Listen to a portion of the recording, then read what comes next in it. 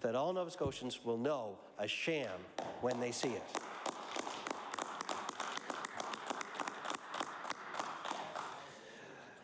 Mr. Speaker, I will point out, as one last point on the HST, that not only is it about taking more money into the pockets of Nova Scotians after promising not to, but it has caused real jobs and real wealth to leave our province for neighbouring provinces like New Brunswick, where their taxes are lower. And nobody knows that better than my own constituents, than the people of Cumberland County, who are right on the border, who day after day after day watch as Nova Scotians are forced, they don't want to, they're forced to drive to New Brunswick for cheaper gas, for cheaper necessities of life, for a lower HST. And the Minister of Finance went to Amherst and told them not to worry, because he knew that the new PC government in New Brunswick was sooner or later going to raise their HST. Well, Mr. Speaker, it's almost 2 years later now, and here's a difference between the PC government of New Brunswick and the NDP government in Nova Scotia.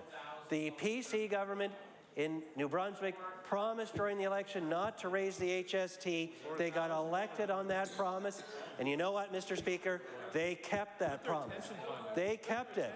The difference is they kept their promise, and in Nova Scotia, the NDP, who made the same promise, broke it. That is the difference between the two. And in New Brunswick, they inherited a true deficit problem, a gigantic deficit problem, unlike what the NDP here inherited. The Auditor General of New Brunswick and the Auditor General of Nova Scotia can get together and compare notes. And we all know that they inherited a true deficit problem in New Brunswick. Their deficit is coming down much faster than ours, and they're doing it without breaking their promise on the HST. The people of New Brunswick voted based on that promise, and it's a promise kept. The people of Nova Scotia voted based on the same promise by the NDP here, and it's a trust that was broken. That's why we need taxpayer protection, like a true review of the books 60 days prior to the election, so that that cannot happen again.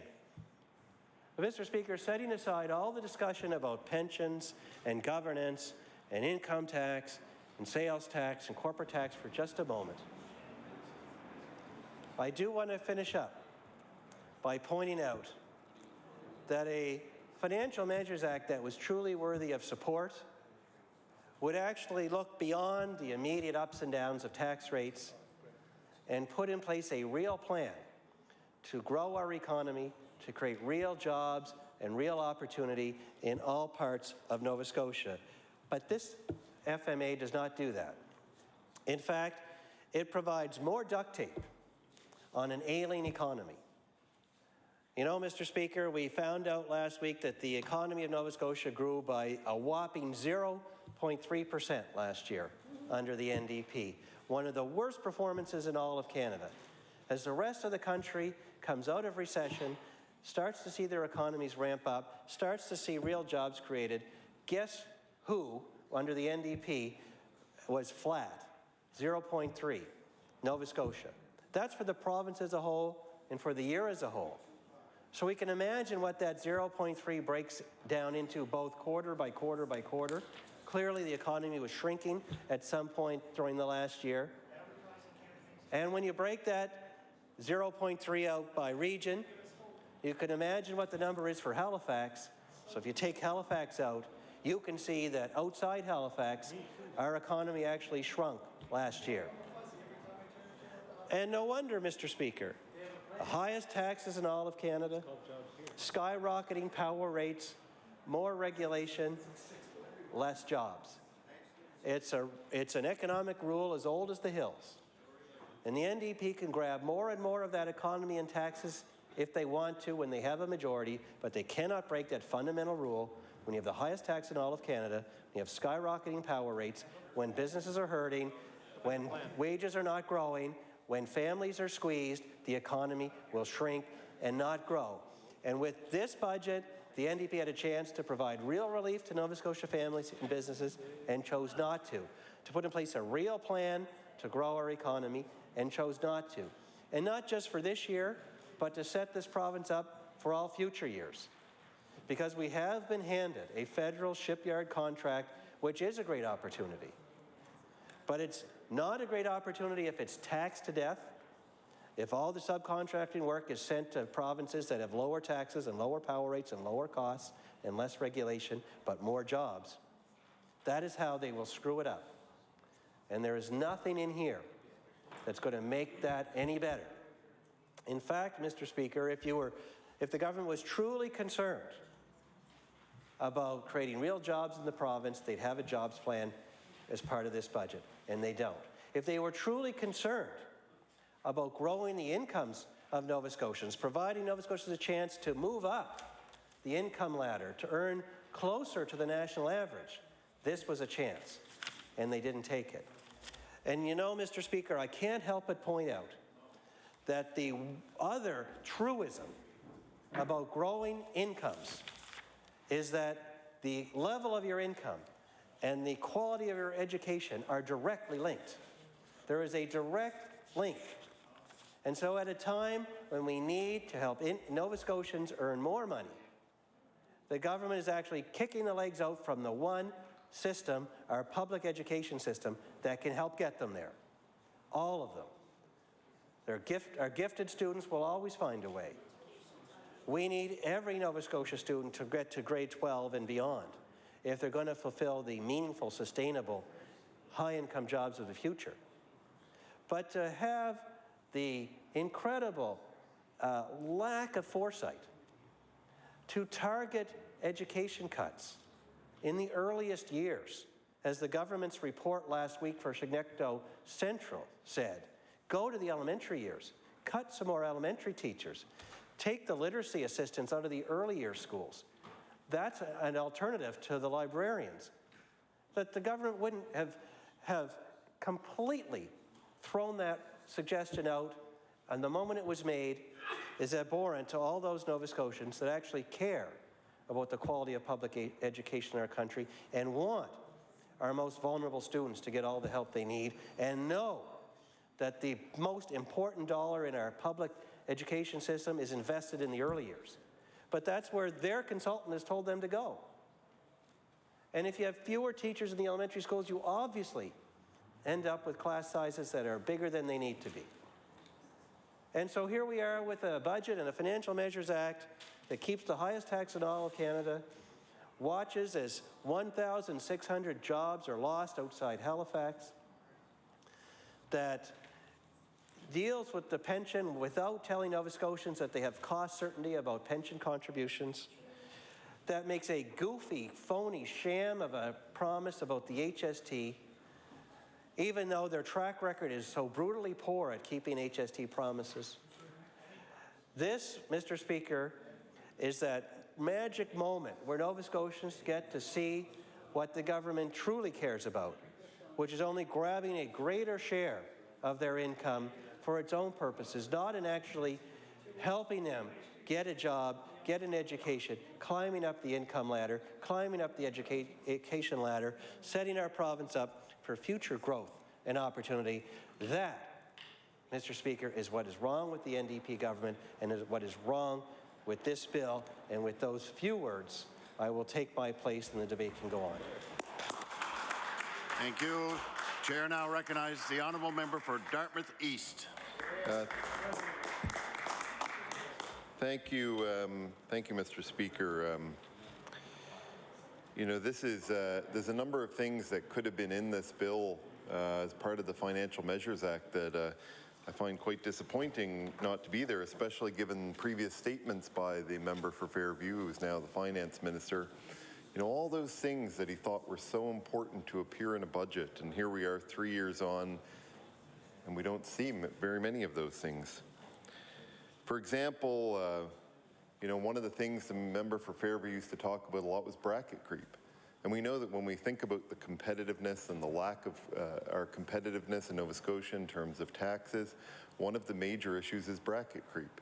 Because despite the fact that the minister will stand up and say that he has not increased income tax rates, income tax payments for many people will increase this year. They'll increase because while not everybody's having their income go up this year, they are having their, if their income stays the same, it probably means that their effective income has gone down because their spending power is decreased, yet they're paying the same amount of taxes. Or if they've managed to get a small increase with CPI, or maybe they had, the civil service had their 1% for this year. I think that's what the amount was for this year. And yet the brackets didn't keep up with any of that. Well, Mr. Speaker, of course, that means that they are paying more tax. And yet, just a few years ago, the Minister of Finance had this to say about that issue, and I'll table this, of course. This is about bracket creep. The member for Fairview said, that is as much a tax grab as if the Minister of Finance reached into your pocket or into your wallet or into your purse and took out your money. Let's make no mistake about it, this is a tax increase measure. The government's continuing refusal or inability to increase tax brackets. And I'll table that.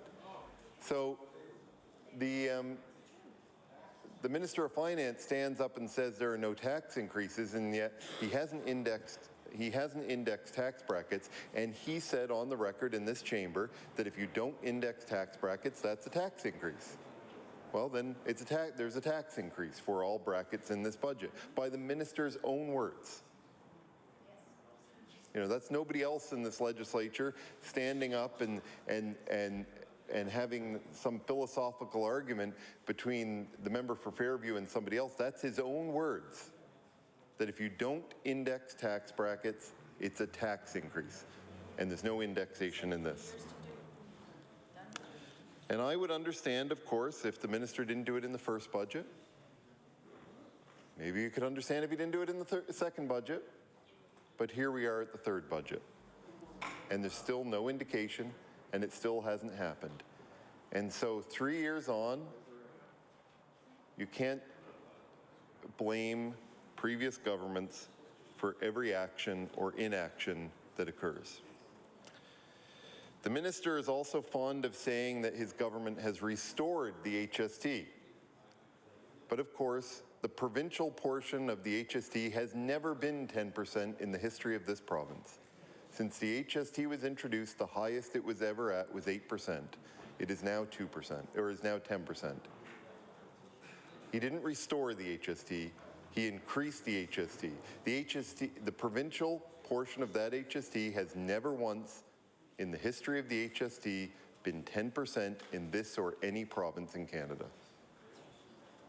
That's a tax increase. And now he wants to use the word restore again when he talks about some future hypothetical promise that maybe they'll reduce the HST in the future. Or reverse the earlier restoration, which really wasn't a restoration after all. You know, Mr. Speaker, the fact of the matter is the Liberal Party, the Liberal caucus is the only party in this province that has ever reduced sales tax from the time it took office until the end. You know? And so here we have a government that wants to talk about restoring the HST when the fact of the matter is that the HST has never been 10%. And the fact is, it's nothing more than a fairy tale to believe that any commitment that this government makes in the FMA or anything else is believable.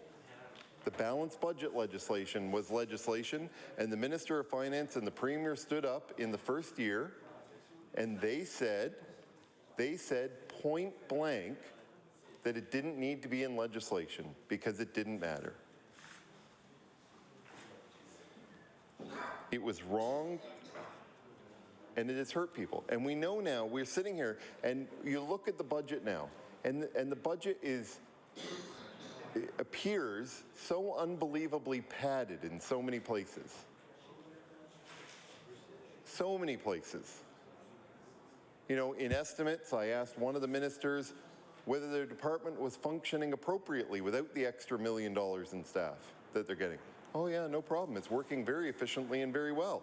Well, then why do you need the $1 million? It was not really a good answer of that.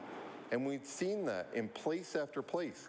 Over $100 million added to the what used to be the IEF, and it's just the IEF under a new name.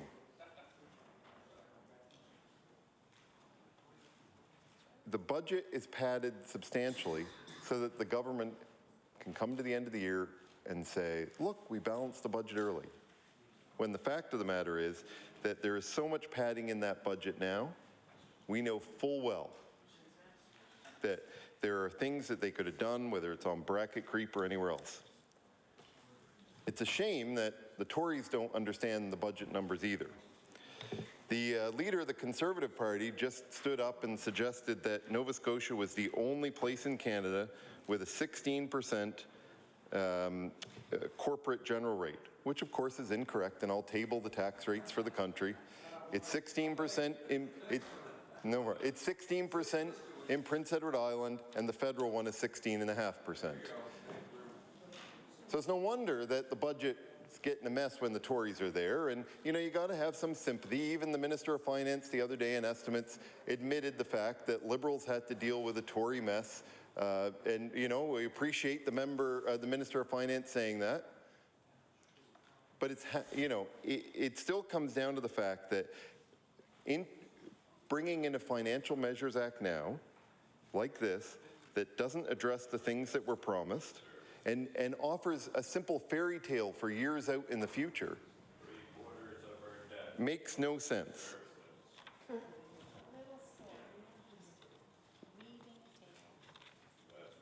The NDP have now joined all three parties in increasing the debt of the province, and while there was a minor reduction from the height that they took it to, which was the highest it's ever been, it was a smaller reduction than the largest reduction, which was of course under the Liberals in the 90s. The debt will soon be $14 billion in this province. And when you look at the comments that I tabled from the Minister of, or when he wasn't the Minister of Finance, he was the member for Fairview, but when he was the Minister when he was the member of Fairview, the Minister of Finance had comments about that and his concern over that. And yet, I think he was the critic for finance, in fact, and yet he was very deeply troubled by the increase of debt, and that was what he did in his first year, was increase the debt substantially. And so then we look, and you have to wonder, but there are things that are missing that could be dealt with in this Financial Measures Act. We know there's enough padding in the budget to deal with things like bracket creep, which the NDP dealt with. We know that there's enough padding to make choices around the tax on tax, which the Minister of Finance said was, it was either the Minister of Finance or the Premier said in opposition it was an immoral tax, and yet now they defend it. An immoral tax, and yet now he defends it. All these things that the man who's now Minister of Finance said were so wrong, so very wrong when he was in opposition, he hasn't even made moves to tackle yet. And in fact, when you ask him about them, he says there aren't even really priorities anymore. How can it go from being immoral or, you know, he all but accused the previous Minister of Finance of stealing, you know, saying that he was taking it from a wallet or a purse, or, I mean, that's his comments. And yet now that's okay. I don't understand that fundamental shift. So, you know, I will echo the previous speaker's comments and say that a lot of the pension changes make sense. They make sense to clearly lay out a lot of that information, but there are elements missing in that as well. And I know that we will have an opportunity to discuss some of those opportunities to improve that over the next few days and through law amendments. And we hope that, you know, when the member for Bedford Birch Cove and others propose those changes to try and make that a bit better and bring it in line with other provinces and the federal government, that will be considered by the government as an important step forward.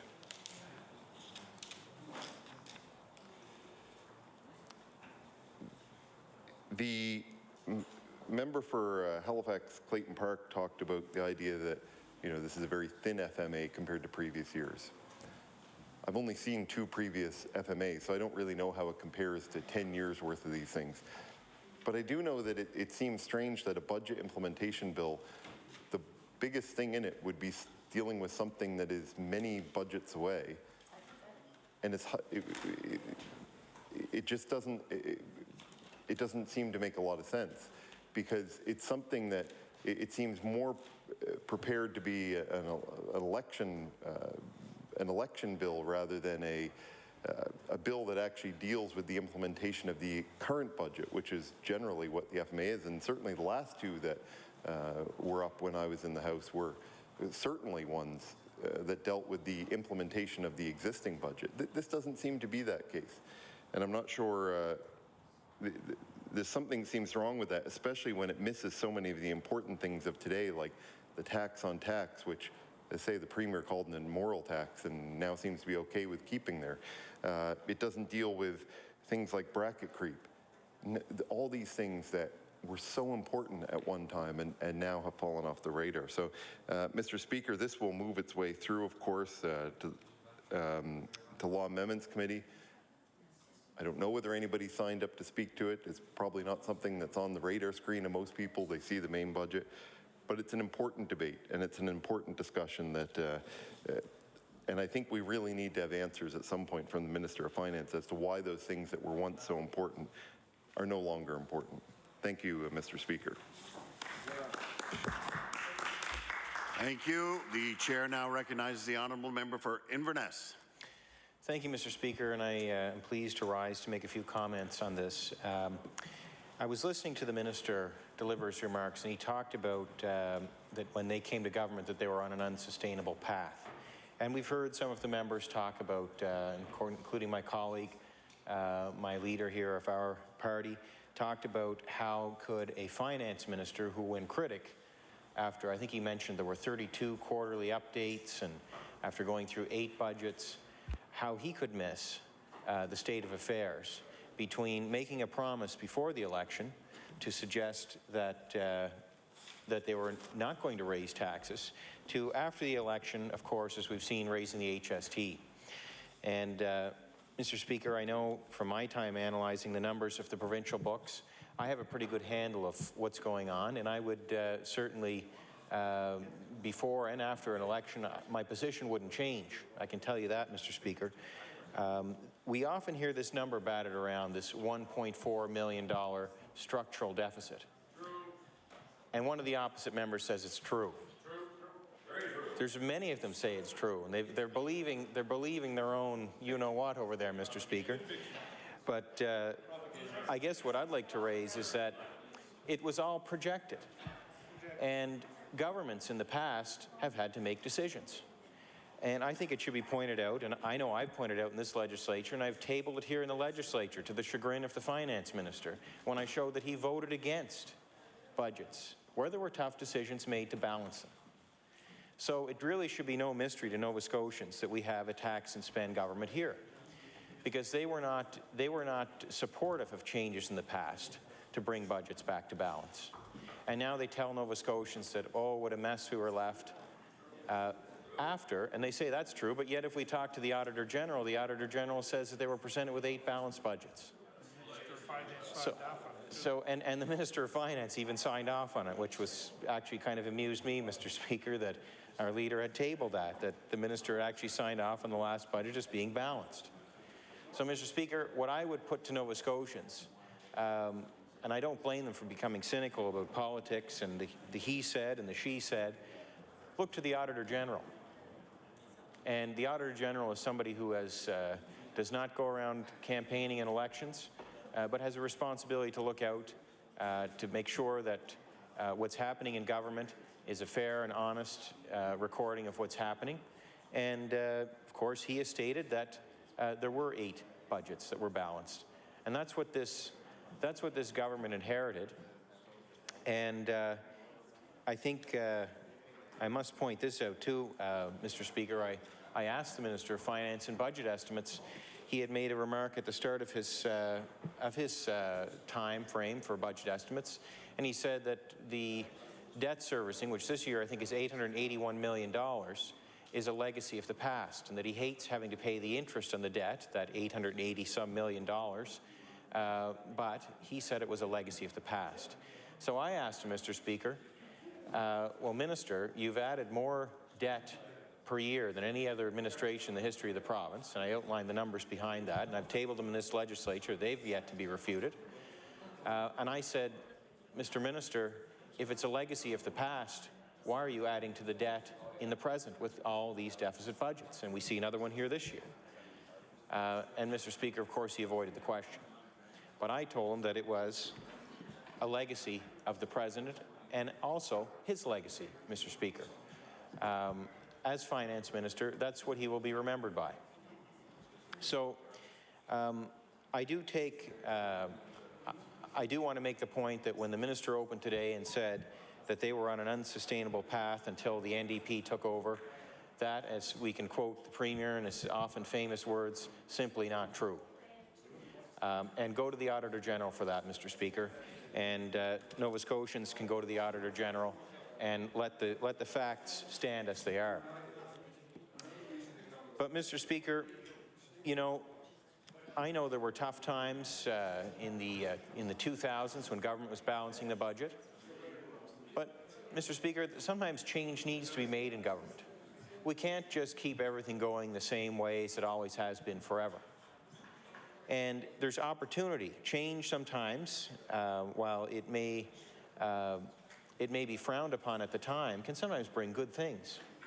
And it forces governments to prioritize how they spend their dollars. And I can think of an example in my own area, the Cabot Links Golf Course. That was a piece of land that was left, it was not remediated, so it was basically a piece of property in a beautiful location overlooking the ocean along the coastline in Inverness, beautiful piece of property that was of no use to anybody because in essence it was a poisoned land because all the mine tailings were sitting on top of the surface. But Mr. Speaker, during a time of austerity, the government of the day had the vision to invest upwards of $4 million in the remediation of the land. This year, there's going to be 150 people working there, Mr. Speaker. There is an example of how government can change expenditure. They can cut back in areas, they can invest in others, and today, a few years later, we see the obvious benefits in the community of Inverness. Transformational change. I also think of, you know, I often hear the government now slagging the Conservatives for their fiscal record. Well, as I've said, we have a record of 8 balanced budgets in the most recent administration, but I also want to point out the windfalls from oil and gas and how that money could have easily been spent on any number of things that Nova Scotians would want. And instead, Mr. Speaker, that money was spent to reduce the debt, to reduce the interest that this government is paying today on the debt. Because it reduced the total amount of debt, and of course the cost to service that debt has decreased. And this government is benefiting from that today. We will never hear them give credit to the Conservatives for that, and I would never expect them to. But that again, Mr. Speaker, is another fact.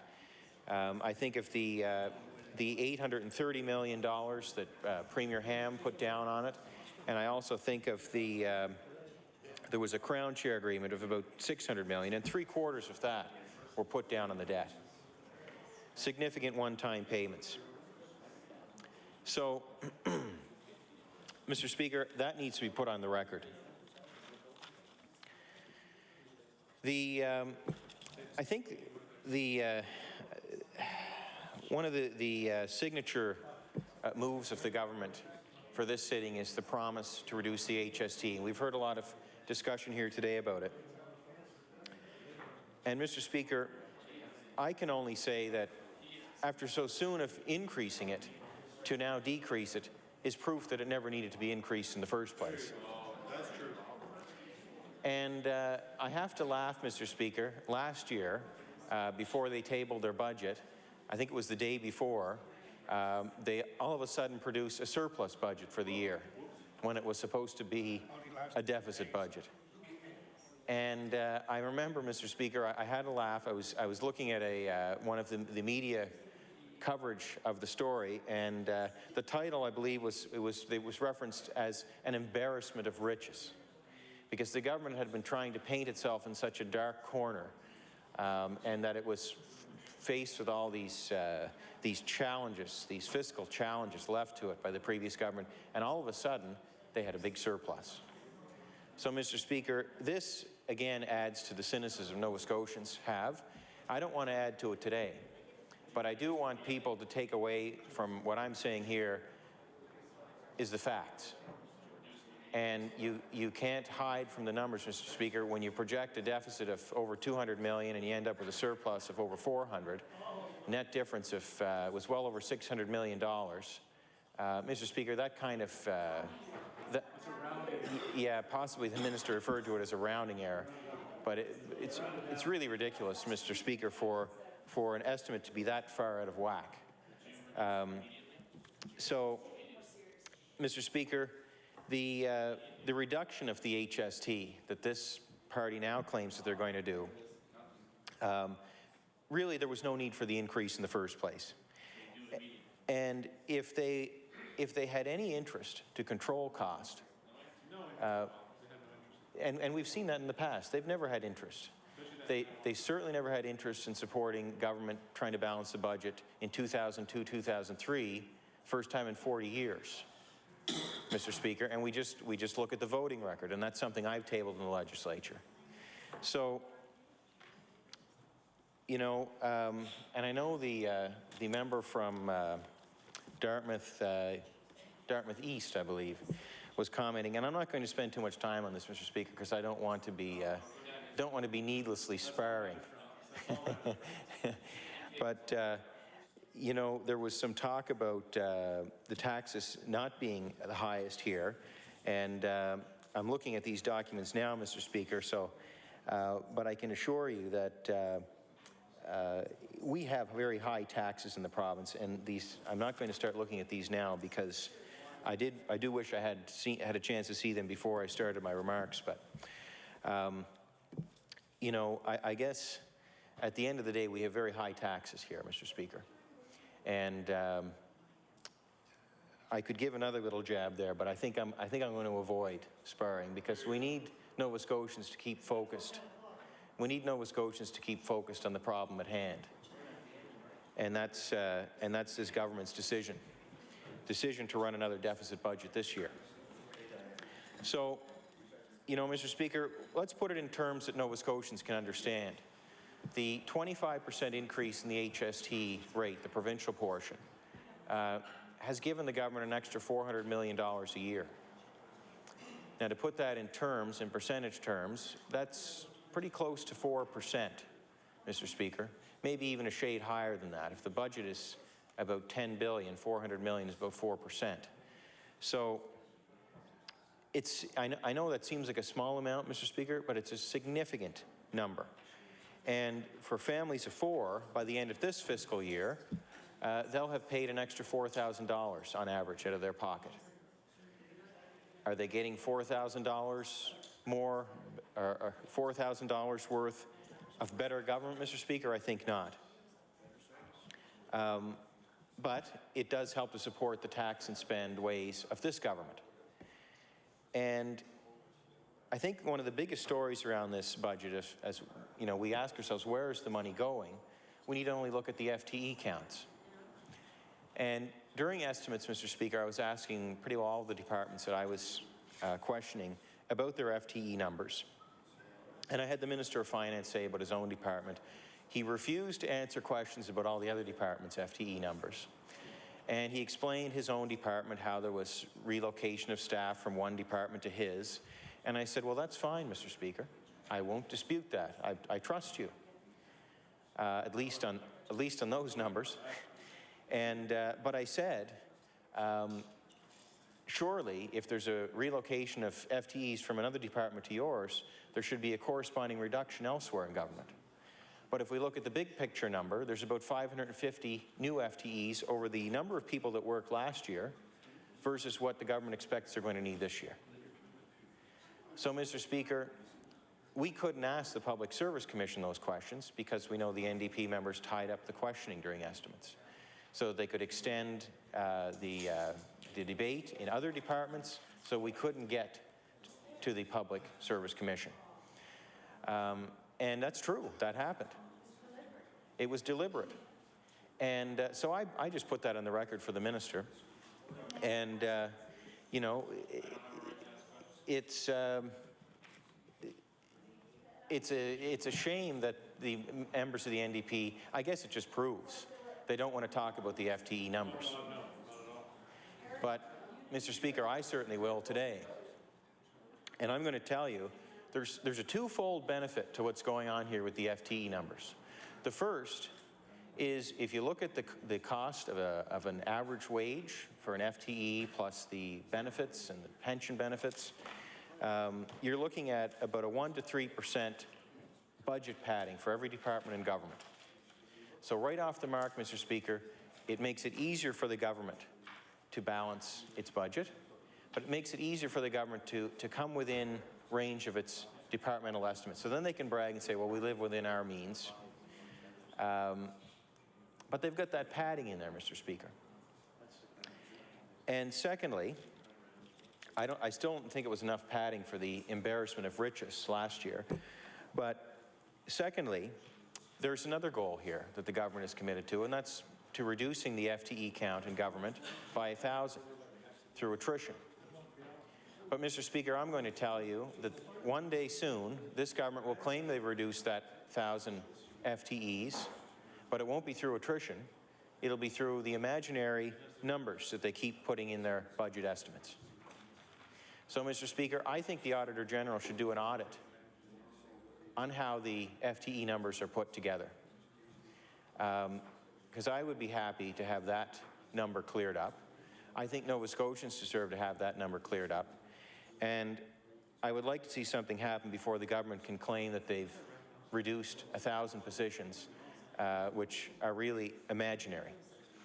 And I guess, Mr. Speaker, for people who may be watching this, specifically what I'm talking about, the government comes out with an estimate every year for the number of people that's required to work in government, to deliver the services we receive. This past year, when the year ended, they had over budgeted by about 600 people. So if they didn't need those 600 people last year, why would they need them this year? That seems like a fair question to me, Mr. Speaker. And if they don't need them this year, then why are they budgeting for them? And of course, I've said for two reasons. One, to pad each department's budget, and two, so that they can claim that they've reduced the size of government at some future point in time, which will likely happen before the next election. So, Mr. Speaker, you know, I think this budget could be balanced with modest cost control, and the government is simply letting things get away on them. One of the other matters that was raised that's part of this Financial Measures Act is the Public Service Superannuation Act, and changes made to essentially how the pension plan is governed. And I have mixed feelings about this, Mr. Speaker. I do think that representatives, whether it's a government pension plan or a private pension plan, people should look at it as something that is joint, something that is in everyone's interest to make sure that it is fair to those involved, and to ensure that people who are going to get pensions someday get a decent pension, and one that they expect.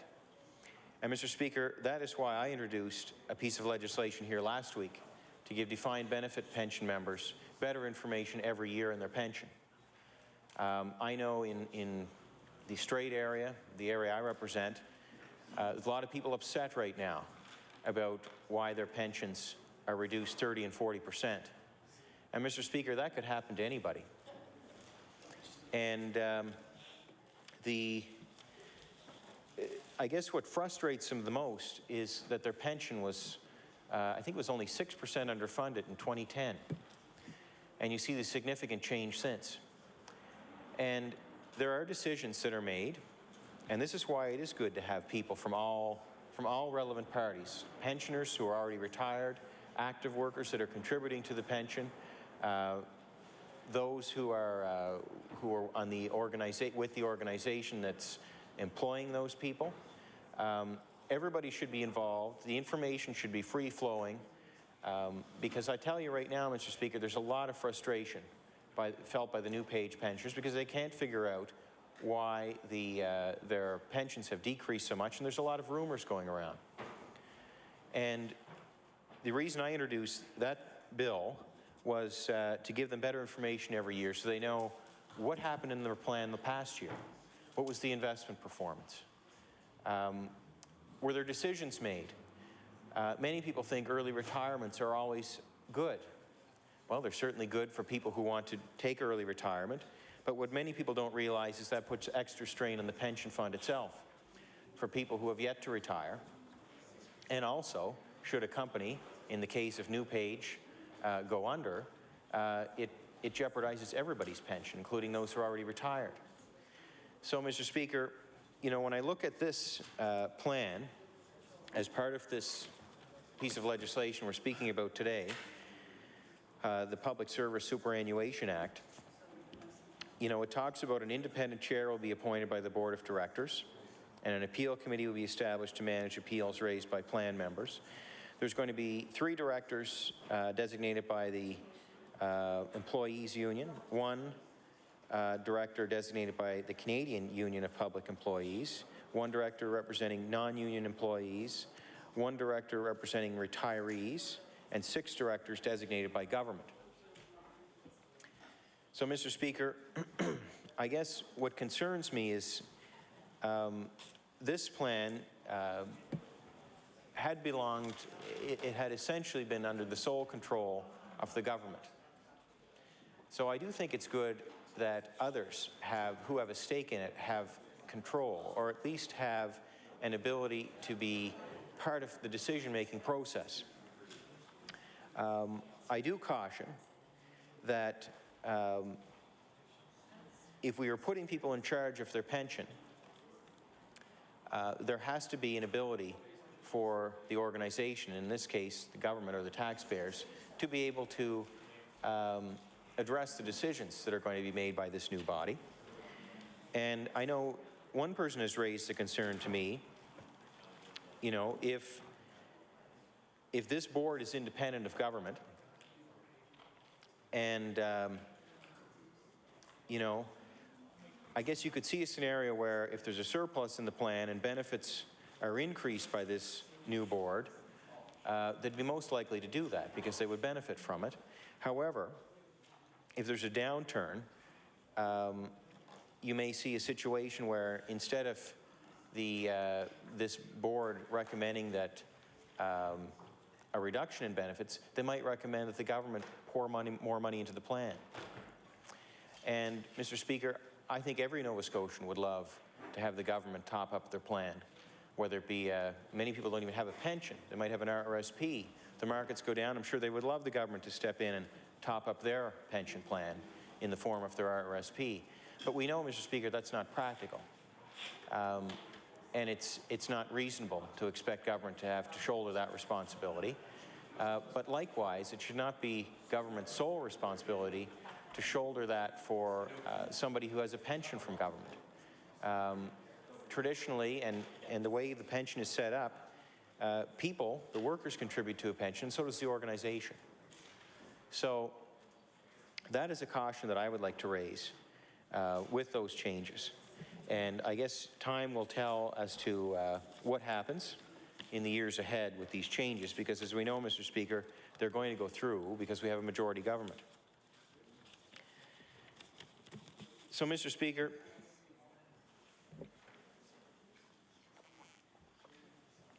if we look at what people are dealing with in the province right now, the high gasoline prices, their power bills are high, we've just come through the winter time. The question I would ask this government when it's putting this legislation before us is, why aren't we trying to make government more affordable? You know, that's something that we can control. You know, the minister and I had a discussion during estimates around user fees. And the government was patting itself on the back not long ago for not raising user fees this year. But, Mr. Speaker, I had asked the minister, well, how do we even know if it's a good deal for Nova Scotians? Because we don't know if the cost for user fees went up or down. And we don't know that because government has never undertaken a full examination of the cost behind user fees.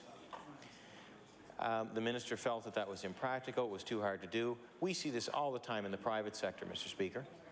I think Nova Scotians deserve that same respect and that same benefit. Government should be doing everything it can to reduce its costs, because at the end of the day, it's the Nova Scotian person who's paying for that. They deserve that. So I made the point, you know, the government shouldn't be patting itself on the back for not increasing user fees this year. For all we know, maybe the government should be decreasing user fees by 20%, because we don't even know how much they cost. And when I say that, Mr. Speaker, I mean a clear breakdown of each service by the cost to deliver it. And any business that's in business or wants to be in business for even the short term has a full understanding of its costs. Because if it's not charging enough for its product or service, it goes out of business. And conversely, a business that's charging too much for its services, which for all we know government may be doing, also goes out of business because somebody else comes along and prices their product or service at a more competitive rate that's more closely aligned with the cost to deliver that product or service. So I think, Mr. Speaker, if this government was serious about making life more affordable for Nova Scotians, it would start with its own government, and it would look at user fees. And it would give Nova Scotians the best value for their tax dollar, and we might see a reduction in user fees because we may find there are ways to reduce the costs. So, Mr. Speaker, there's an area where this government can work towards instead of just refusing to look at it. So, you know, Mr. Speaker, instead of making government more affordable, we're seeing another deficit budget this year. This after $400 million on average more in HST revenue. And, Mr. Speaker, by the end of this year, this administration will have added more debt per year than any other administration in the history of the province, on average. So, Mr. Speaker, that is nothing to be proud of. And I'm going to make a projection based on the actions of this government. Nova Scotians are soon going to have a choice whether or not to re-elect them. If Nova Scotians re-elect this government, they're going to be dealing with another $1.4 billion in debt, because as we've seen from this government, they're increasing the debt by about $350 million a year. So, Mr. Speaker, Nova Scotians need to think about that, and they need to think about the future. If this is what they want for their children, more debt for them to pay off at a later date, which we've never shown a good record of paying off, save for the offshore royalty one-time payments that the Conservatives received and put promptly on the debt. If they want more debt for their children, if they want to be paying more interest cost every year, which now represents about $1 out of every $9.50 in government, goes to pay the interest on the debt. Mr. Speaker, it's almost $900 million a year we're paying in interest. If Nova Scotians want to see more of that, then go ahead and elect the NDP government for another term. But if you want to change and if you want an alternative, look to a party who is going to bring government back to balance and respects the need to make decisions to keep budgets in balance, Mr. Speaker. So, Mr. Speaker, I will close by saying I'm disappointed that we see yet another deficit budget and more debt for our children to pay. And I think it's a shame, after the sacrifices that Nova Scotians made to enjoy balanced budgets for that 8-year period beginning in 2002-2003, that we're seeing a return to that old, tired deficit budget spending ways of the past. And it's time for this government. It's time for this government to start thinking more about the future and about the need to make decisions that are in the best interests of our province for the long term. Thank you, Mr. Speaker. Thank you. If I recognize the minister, it will be to close debate. The Honourable, the Minister of Finance. Thank you very much, Mr. Speaker, and thank you to members who've contributed to the debate. And with that, I would move second reading of Bill number 17, the Financial Measures 2012 Act. Thank you. The motion before the host is for second reading of Bill number 17, the Financial Measures Act. Is the host ready for the question? All those in favor signify by saying aye. Aye. Against? The motion is carried.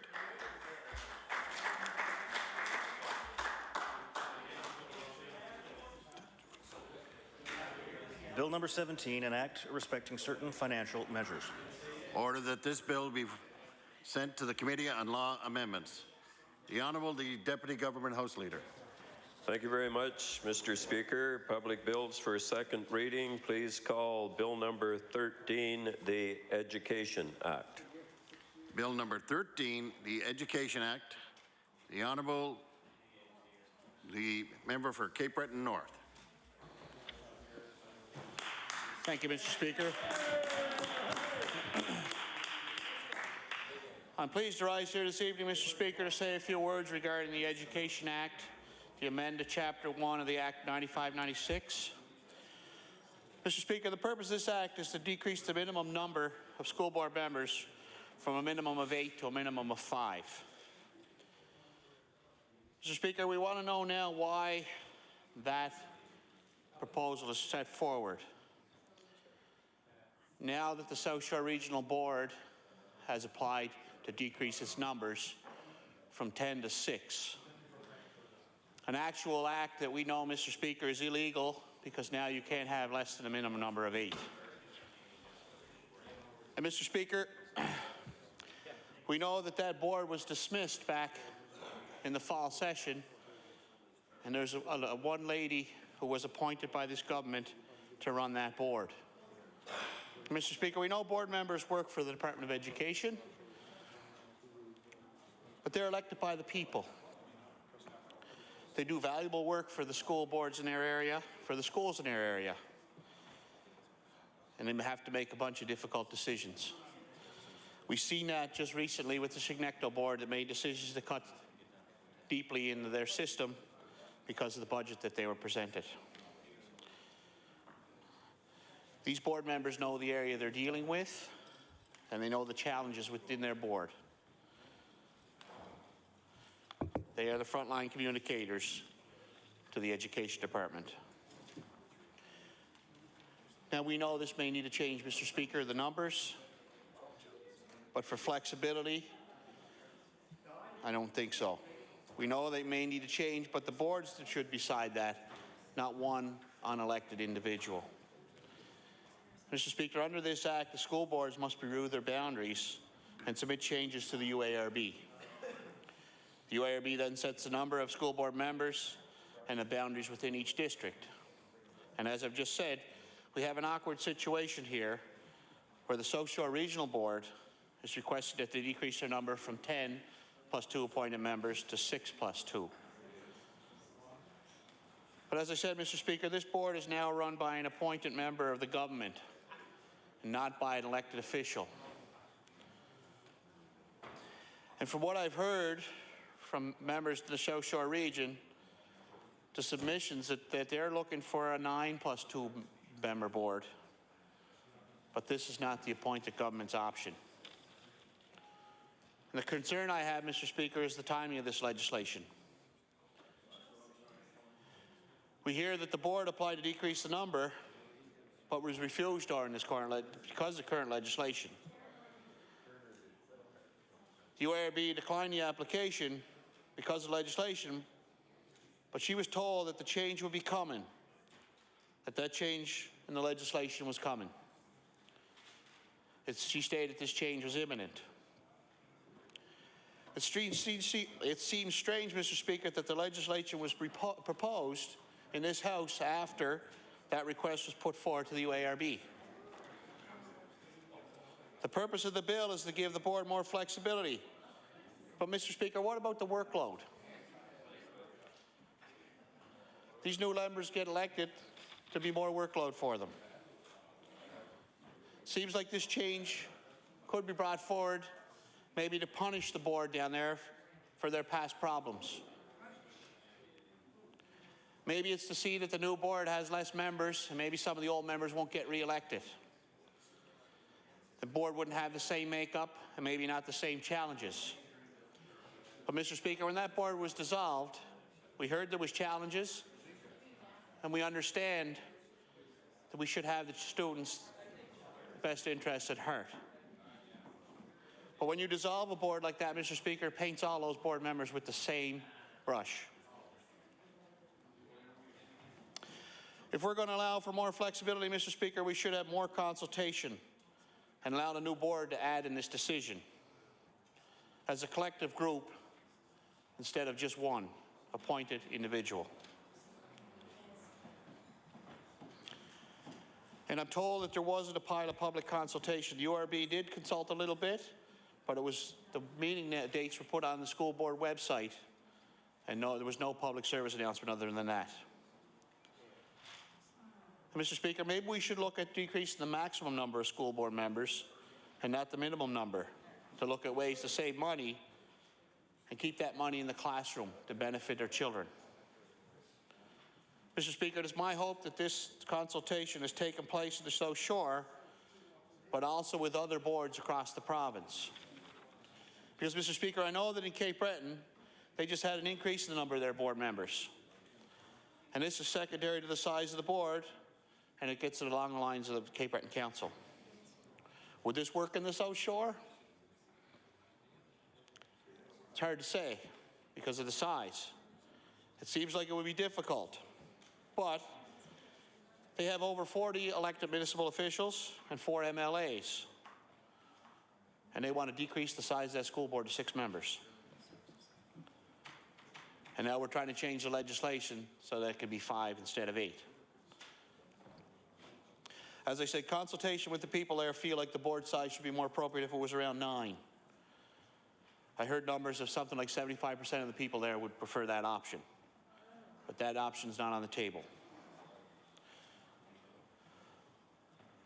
It seems to me, Mr. Speaker, like this legislation is designed at this time for some other purpose. And I would look forward to further consultation to see what the MLAs in that area have to say after the constituents have their say with them. If they bring their concerns to the MLA's office, I hope the MLAs will bring it back here to this floor and make the right decision for the right reasons with all the information on the table. Thank you, Mr. Speaker. Thank you. If I recognize the minister, it will be to close debate. The Honourable, the Minister of Education. Thank you very much, Mr. Speaker. Thank you for the members opposite for their comments, and I now close debate of Bill number 13. Who's second reading? So I close debate on second reading. Thank you. Thank you. Thank you. The motion before the host is for second reading of Bill number 13, the Education Act. Is the host ready for the question? All those in favour signify by saying aye. Against? The motion is carried. Bill number 13, entitled an act to amend Chapter 1 of the Acts of 1995-96, the Education Act. Order that this bill be sent to the Committee on Law Amendments. The Honourable, the Deputy Government House Leader. Thank you, Mr. Speaker. Mr. Speaker, public bills for second reading. Please call Bill 11, the Tartan Act. Bill number 11, the Tartan Act. I recognize the Honourable, the Minister of Culture, Communities, Culture and Heritage.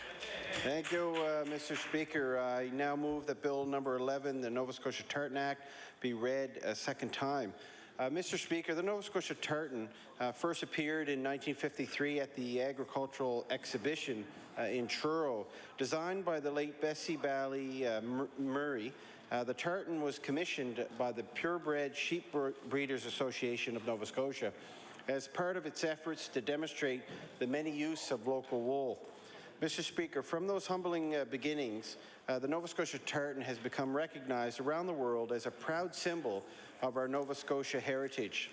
Just 2 years after it first appeared, the tartan had been adopted by the province as an official symbol and was eventually registered in Scotland with Her Majesty's Register Office in Edinburgh. Mr. Speaker, Nova Scotia was the first province to designate an official tartan, a practice that many other jurisdictions have since done and followed our initiative. In the past 60 years, a provincial tartan has become widely recognized as a symbol of our diverse heritage and culture. Mr. Speaker, the Nova Scotia tartan ranks with the provincial flag, the Mayflower, the Blue Nose 2 as images that are immediately linked to Nova Scotia's proud identity. In 2013, we will mark the 60th anniversary of the Nova Scotia tartan.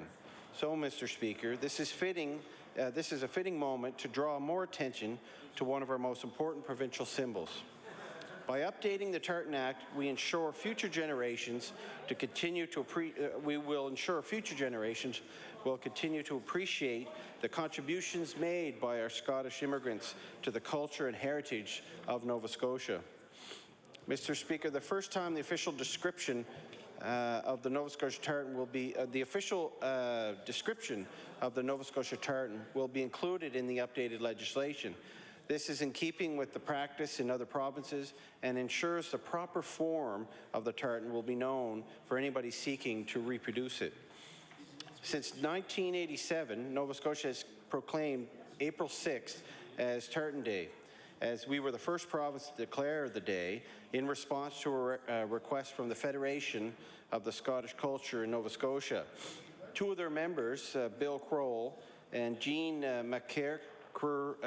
Watson, who actually is from Sackville-Cobequid, both put forward that resolution, and we were proud, I think, as a province to accept it and move forward with declaring Tartan Day on April 6th. Mr. Speaker, once again, this province was the first in Canada to recognize the importance of the tartan as a cultural symbol through the observance of Tartan Day. The rest of the country followed that. And I think it shows how important Scottish heritage and the immigrants who came to our shores have been recognized across our country. Mr. Speaker, for 25 years, the province has declared Tartan Day through a proclamation on April 6th. With the changes I am introducing, the recognition will now be enshrined in legislation. Just the other day, I joined members of the Federation of Scottish Culture in Nova Scotia and other members of the Scottish cultural communities to declare Tartan Day for 2012. The Federation was very impressed to learn about the changes being introduced to the Tartan Act, especially the recognition of Tartan Day. Mr. Speaker, with the amendments being introduced today, we are ensuring that future generations of Nova Scotians will appreciate the contribution Scottish culture has made to our province's growth and development through the annual celebration of Tartan Days. And, Mr. Speaker, a proud symbol of our province that is known worldwide will continue to reflect the colorful and vibrant heritage and culture that makes life better for families in all parts of the province.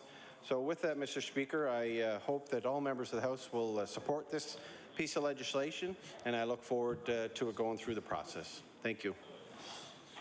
Thank you. The chair now recognizes the honourable member for Bedford Birch Cove. Thank you, Mr. Speaker.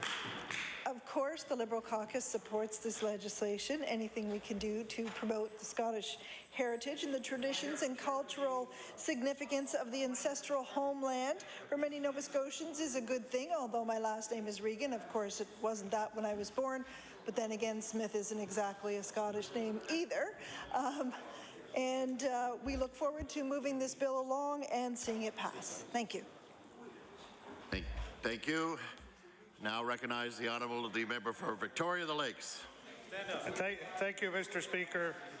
I'm pleased to stand just for a few moments to speak on this bill, the amendments to the Tartan Act. And as the Liberal Party, the Conservative Party will be supporting this bill as well. It's important. We have a Tartan Day anyway, but what this does is enshrine a certain day that will be designated. And it's also fitting, Mr. Speaker, that the government is introducing the bill to take effect on the 60th anniversary of the Nova Scotia tartan as well. So, as I said before, we will be supporting the bill. Thank you. If I recognize the chair, it will be to close. If I recognize the minister, it will be to close debate. The Honourable the Minister of Communities, Culture and Heritage. Thank you, Mr. Speaker, and I appreciate the support from the opposition party, so I close the debate on Bill 11. The motion before the House is for second reading of Bill number 11, the Nova Scotia Tartan Act. Is the House ready for the question? All those in favour signify by saying aye. Against? The motion is carried. Bill number 11, entitled An Act to Amend Chapter 318 of the Revised Statutes 1989, the Nova Scotia Tartan Act. Order that this bill be sent to the Committee on Law Amendments. The Honourable the Deputy Government House Leader. Thank you, Mr. Speaker. Mr. Speaker, public bills for second reading. Please call Bill number 20, the Public Trustee Act. Bill number 20, the Public Trustee Act, and I recognize the Honourable the Attorney General and Minister of Justice. Thank you, Mr. Speaker, and I move that Bill 20 now be read a second time, Mr. Speaker. It is my pleasure to begin debate on Bill 20, an amendment to the Public Trustee Act. This amendment to the Public Trustee Act will improve the Act by making one of its key services more inclusive. That service enables the public trustee to elect the administer smaller estates more efficiently without the complexity and cost of full administration and probate. Mr. Speaker, the public trustee independent of government. The office is set up as a corporation to protect the financial and personal well-being of its clients, and it offers a wide range of unique services. Its authority is set out in provincial laws. Among other responsibilities, the public trustee is committed to the proper administration of estates of certain deceased persons, including incompetent persons, children, and missing persons. Mr. Speaker, when the current Trustee Act was given royal assent in 1973, an estate had valued at less than $2,500 to qualify for election to be administered by the public trustee. In 2002, this threshold was raised to $10,000 or less. This amendment will raise that threshold to $25,000, enabling far more estates to be administered more simply. An increase in the means of seniors is one factor in the need to increase the upper limit on the values of estates that can be administered by the trustee. Mr. Speaker, it is worth noting that the increase in value of the estate of Nova Scotians was influenced by the Department of Health and Wellness 7 years ago with a change in fees charged to seniors in nursing homes.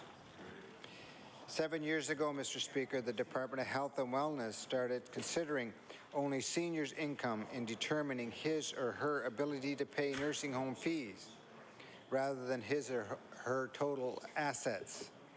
As a result, seniors have benefited by being able to retain more of their capital assets during their lives and to pass them on to family and loved ones. The increased value of estates has been influenced by other factors as well, including inflation and the Canada pension death benefits. Mr. Speaker, many Nova Scotians now leave estates in excess of $10,000, but not more than $25,000. Setting the ceiling on estates to $25,000 will ensure that many more estates will be more simply administered.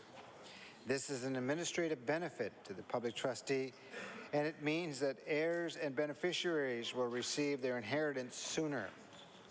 Mr. Speaker, I won't get into the detailed steps involved with administering an estate more simply as opposed to a full administration, but I will share a few examples that should help to clarify the benefits. Full administration requires the public trustee to apply for administration, advertise the estate for 6 months in the Royal Gazette, create an inventory of assets, and formally close the estate at the Court of Probate. Many hours of work by the public trustee's office are required, and a fee of nearly $200 is charged by the probate court for the estates valued at between $10,000 and $25,000. On the other hand, Mr. Speaker, if the public trustee elects to administer the estate, he or she prepares a simple document which is sent to the Court of Probate. The filing fee is $1. No formal accounts closing is required, nor is full inventory. A final statement is prepared with a copy of the account attached. Finally, the public trustee's election to administer an estate does not prevent a family member from doing a full administration of the estate if they so wish to do so.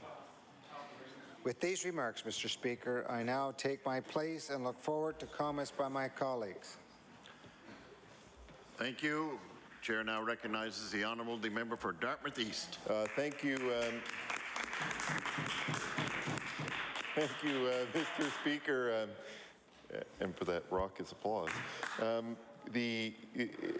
We're pleased to support this bill. The one thing I say is that in light of many of the things that have come to light over recent months, it would have certainly been nice to see some additional amendments to the Probate Act, which would have given the trustees more teeth when it comes to addressing issues of timeliness and dealing with probates. Obviously, this bill in question deals with only the issue of $10,000 to $25,000, but there have been a number of cases come to light of recent as a result of media reporting, which shows that it is a regular occurrence for probates of larger values to get delayed without the consent of the heirs and without timely notification of the heirs. And so, Mr. Speaker, we would hope the Minister of Justice might be willing to consider moving some amendments even before this comes back to the House for third reading to address the issue of putting some more teeth in the legislation and giving more teeth to the trustee so that all heirs of a probate, regardless of how large or small, can be assured of the proper treatment by the executor and can be assured of proper treatment in terms of timeliness and adequate notification. So we hope the Minister will consider that. Thank you very much. Thank you. I now recognize the Honourable Member for Inverness. Thank you, Mr. Speaker. Mr. Speaker, this bill looks like something we would be supportive of. We would certainly be supportive of anything that would save consumers money and anything that would reduce paperwork for them. I would encourage the government to look at all services that are offered by government for ways that they can do more of this. I just spoke recently about user fees and how it's important for us to understand the cost behind user fees to make sure we're charging a fair price for the services offered, and to make sure we can find ways to, if there's needless paperwork or if there are processes that really aren't that necessary from a practical perspective, maybe they need to change. Maybe we don't need to be doing them anymore. This looks like something that is good. And, Mr. Speaker, we look forward to hearing comments and law amendments from anybody who may come forward to speak about it. Thank you.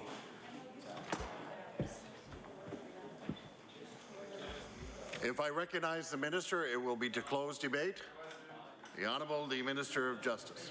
Thank you, Mr. Speaker. I wish to thank my colleague for his brief comments and to debate on Bill number 20. I believe members of the House will acknowledge that the changes being proposed by the Public Trustee Act will create a more simple and efficient process that will benefit Nova Scotians going through a difficult time in their life. With those few remarks, I move second reading of Bill 20. Thank you, Mr. Speaker. Thank you. The motion before the House is for the second reading of Bill number 20, the Public Trustee Act. Is the House ready for the question? All those in favour signify by saying aye. Aye. Against? The motion is carried. Bill number 20, entitled An Act to Amend Chapter 379 of the Revised Statutes 1989, the Public Trustee Act. Order that this bill be sent to the Committee on Law Amendments. The Honourable Deputy Government House Leader. Thank you, Mr. Speaker. Mr. Speaker, please call public bills for second reading. Bill 9, the Canada-Nova Scotia Offshore Petroleum Resources Accord Act. The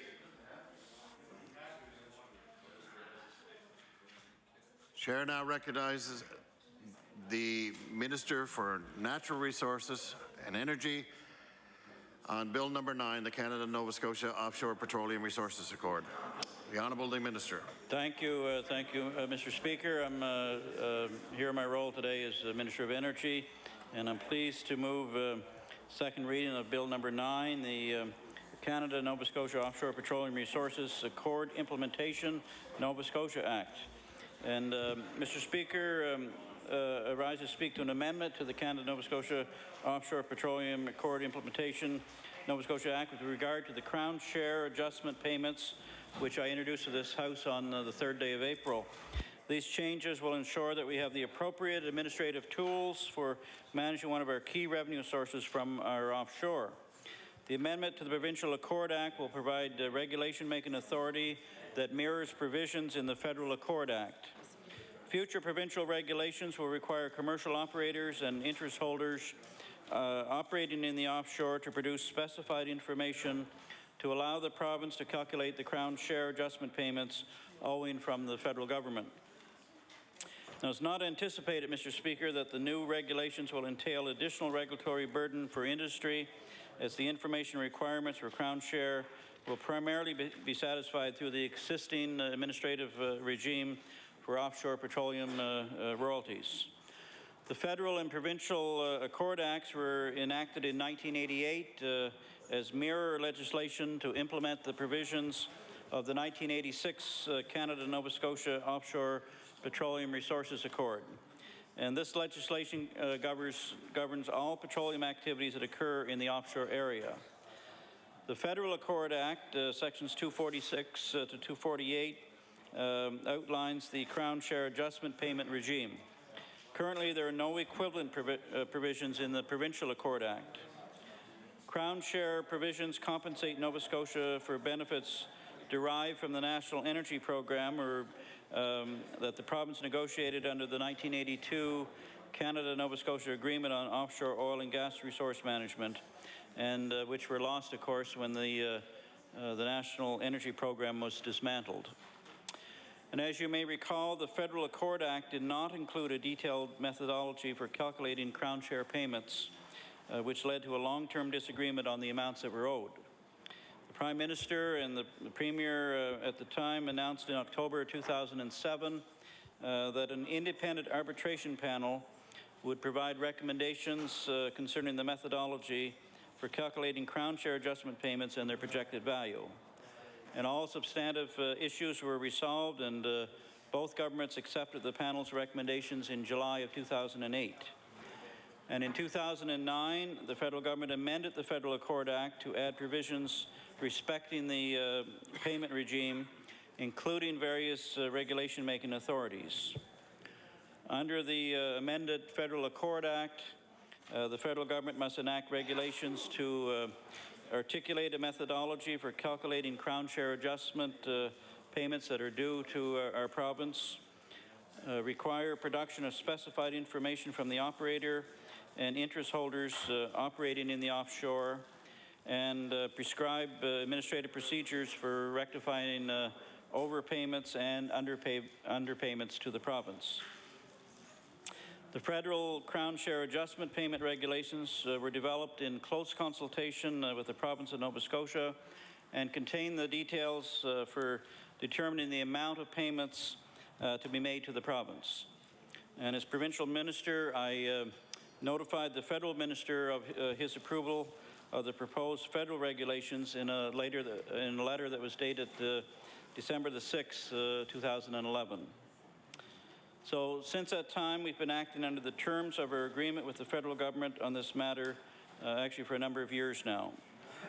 Crown Share adjustment payments are paid to Nova Scotia on an annual basis, and payments to date have totaled $408 million. Crown Share revenue of $33 million, $26.7 million, and $20 million, respectively, are forecast for 2010-11, 2011-12, and 2012-13 fiscal years. And those payments will flow to the province once the federal regulations are released. Crown Share adjustment payment obligations also will apply to future projects on our offshore, including the Deep Panuke project, and as you all know, that's scheduled to come into production later this summer, and any future finds stemming from the exploration work committed to recently by Shell, and also all forthcoming call for bids. As you know, today we had a call for bids for for further parcels on our offshore. So, Mr. Speaker, this proposed amendment to the Provincial Accord Act is an important step towards ensuring the province has the appropriate legal and administrative tools in place to properly manage our offshore petroleum interest to the benefit of all Nova Scotians. It draws a line under a long process of negotiation with the federal government and much hard work on the province's behalf. And it secures another source of prosperity from our offshore, an industry that has already delivered billions of dollars to our provincial coffers and resulted in thousands of good jobs and has a bright future ahead of it. So with those few remarks, Mr. Speaker, I again move a second reading of Bill number 9. Thank you. Chair now recognizes the Honourable Member for Dartmouth East. Thank you, Mr. Speaker. Just very briefly, we certainly support this act. I will just, I think it should be recognized that this is mirror legislation to what the federal government has already passed. So this is obviously, this bill